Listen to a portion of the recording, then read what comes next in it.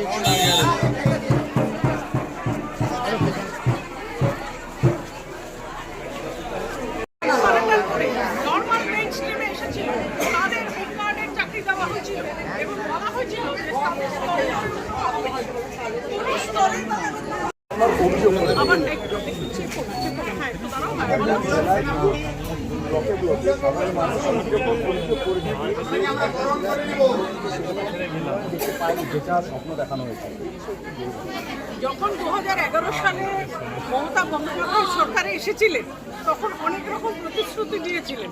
পুরো